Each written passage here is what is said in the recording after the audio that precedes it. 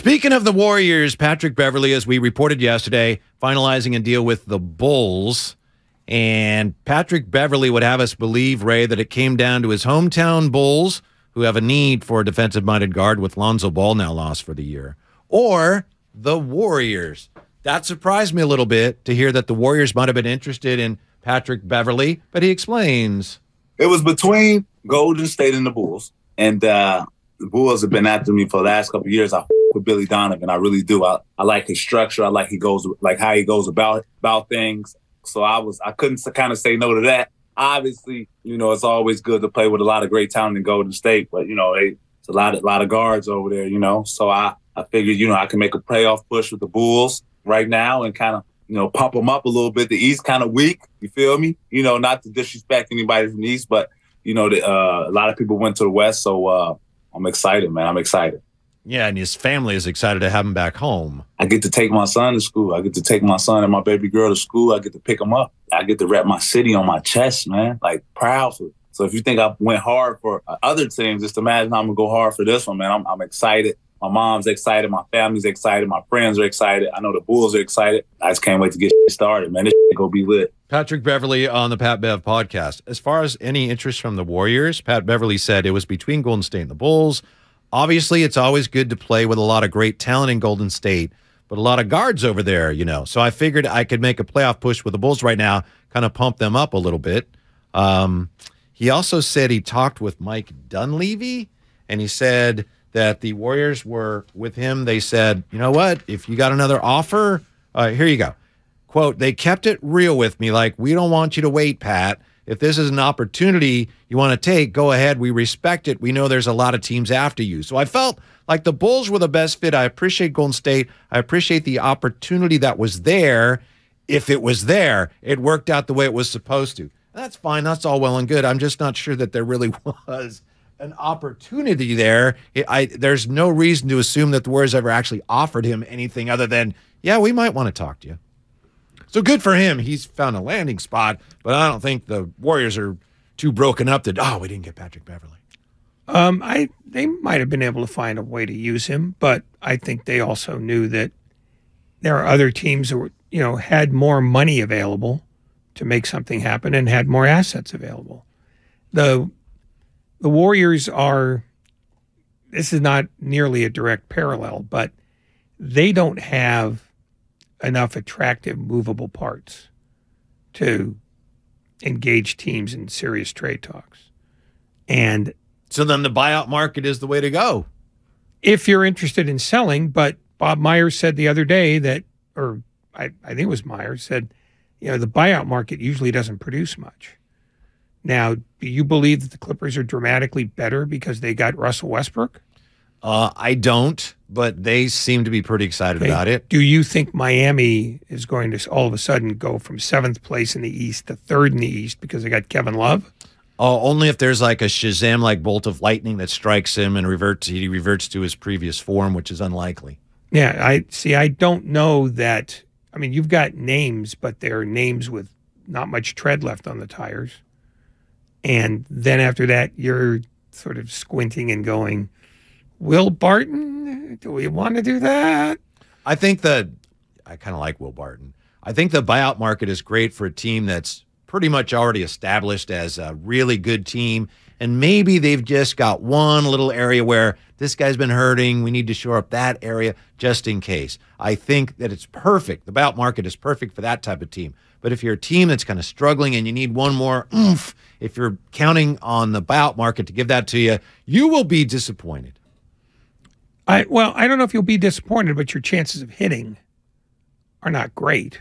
Which would be disappointing. But okay. No, but I mean, I don't know that you'd be disappointed. I mean, I think, the only way you'd be disappointed if the guy was actively throwing games against you. No, I'm saying if you're expecting a guy to come in and give you a big oof, the buyout guy we got, he's going to put us over the top. It's probably not going to happen. Well, but nobody believes that anyway. A buyout guy is just sort of a safety valve for the most part. Mm-hmm. So I don't know that disappointment enters into it. But we're arguing semantics, which is A, bad radio, and B, well, that's we're supposed to save that for the 5 o'clock hour. That's what we're doing the whole The bad radio? No, the semantics argument. I think the bad radio started at least 64 minutes ago. Maybe so. Maybe so. And maybe before then. Mm-hmm. I kind of like Will Barton. I know he's not having a great year. I like a guy who can shoot, but the Warriors, obviously they need to shore up defensively. And if they had any interest in Patrick Beverley, if they did, it had to be rooted in that. Yeah, and I'm not sure they did. So, So you're not scared of Russell Westbrook going to the Clippers? I understand why they did it. And supposedly, as we discussed yesterday, they talked to him, and they've got veteran leaders there. And the Clippers explained to him, "Look, Russ, this is what we need you to do." To me, the very first sign of trouble there is the fact that while Russ eventually was convinced to come off the bench for the Lakers, and he was somewhat effective in that role. I'm not a big Westbrook guy, but you check it. There are times when he was effective in that role. He will not be doing that for the Clippers, Ray. He will be a starter for the Clippers. And if you ask me, it has already failed. Yeah, I don't like the chances of that one working well, but they would have to be able to convince Russell Westbrook to be the kind of different player that other teams have wanted him to be. And Russell Westbrook has, for the most part, been the kind of player that he's always been. Only his skills have diminished some, which makes him less effective and therefore problematic because he's still going to be ball dominant and he's still going to take shots that, frankly, the percentages don't justify. Right. At the worst possible time sometimes. Yeah, I mean, I think it's you're hoping for the best. I just don't know that you're going to get the best. The Clippers are a little scary looking at it from, the Warriors standpoint in the West, the rest of the way. And of course, the Warriors got their own problems. Clippers a little scary. The Westbrook thing could end up sabotaging them. The Suns are the team that I think it's always an open question as to whether CP2, sorry, Chris Paul, whether he's going to be healthy. If he's healthy, though, and Durant's healthy, watch out for that team. CP3 and KD. That team could win the West. They could. But that is largely because nobody is fully backing the Nuggets or the Grizzlies or the Kings. So basically, anybody can come out of the West this year. There's no putative favorite. It may look that way, but I don't think so. I think Denver could, maybe Phoenix, Memphis could. I don't think Sacramento can. I mean, maybe they're not. having a nice year, and if they get into the playoffs, that's a huge success for them. But it's been very muddled, but I don't think right now it's as wide open. What's the team you would bet your car on? To make the finals? Yeah. I don't know what I bet my car. Can I bet Grandy's car? Oh, absolutely. Okay. Because you've seen Grandy's car. That's probably, what, $100? Right now, I would still go Denver, but if I was in one of my pools with, my mother-in-law and everything, and she had Denver, I'd probably take Phoenix. Okay. Grandy, how much is your car worth? I don't feel comfortable disclosing that information, Ray. What's your license plate number? I also don't feel comfortable disclosing that information, Ray. Okay, how about the PIN on your debit card? Oh yeah, okay. Let me get that out. Hold on. Let me How get about it out of my pocket. If you had to bet Lucas's car, if I had to bet Lucas's car, on one of the teams coming out of the West, I'd take the Rockets. Lucas, what's your PIN? 888-957-9570. You got to bet your car. Cowardice is well known. If you had to bet your car on somebody coming out of the West, I would still go Denver Nuggets right now. How about you, Ray? Phoenix is my second choice. I'm not going Grizzlies. Why not? Because I've Defend seen yourself. them. Because I've seen them too often stumble when they can't shoot, they can't make shots. Excuse me. They are very dependent on getting out in transition, which is harder to do in the postseason. That's why they got the shooter from, the guy they got from the Clippers, the left-handed shooter. Who did they get? He's a good shooter and he's going to help them. But Kennard? Thank you very much. I apologize. Luke Kennard. They got Luke Kennard. He's going to help in that area, but they're not good enough. So, in other words, they're offensively, they fall into these droughts where they can't score, and that's going to get worse in the postseason. They're frauds. Okay. They're a good team, but not good enough to get to the NBA Finals. All right. Are the Clippers good enough? They might be. Like I said, I think they just added Russell Westbrook. I know. Just talked about that. I know. That's why I say. Are they good enough to get there or not? They might be. It depends how that's going to go. If there are any problems with that, Right now, I would say no. I'll say no. So I was much higher on them before they signed Westbrook. Okay, so basically it's Denver or Phoenix. I think so. Okay. I don't think Sacramento gets there, and they're having a great year as it is. I don't think Denver gets there. I'd like to think the Warriors have a chance if things come together, but at some point things have to come together, and they're just not for this team. I want Sacramento to win it all because I want to hear what a smug Kings fan sounds like.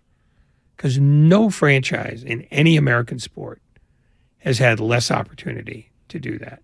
Well, it's only been 16 years since they've been in the playoffs. It's only been 72 since they won a championship. And that was 51 Rochester. That was 5 cities ago. Yeah. They've been in 5 cities since the last time they won a title. I mean, that's a level of endurance where you not only don't have any playoff experience, you don't have any history to glom onto.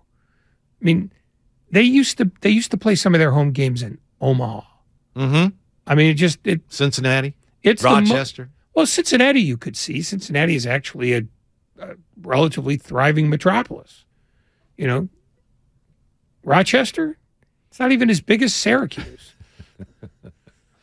I think the thing that would keep them from getting there is they just don't defend well enough. And I know things are different in the NBA this year, because everybody is scoring, but I think defense still is going to matter. And their coach, Mike Brown, by his own admission, we can't guard anybody. And I think they're having a great year, and they're building for the future. If they get into the playoffs, hugely successful season, but you can't defend as poorly as they do and have any shot at winning an NBA title. No, I see you're right, but I don't believe in them either. But I'd like it to happen. I think the Warriors. I'd like Kings fans to walk around with their noses up in the air just one time, because after I thought this, you didn't like Kings fans.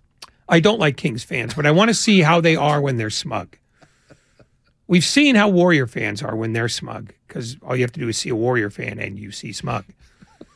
I mean, you see that with 49er fans. Mm-hmm. Who are the most smug fans in all of sports? Oh, Cowboys fans.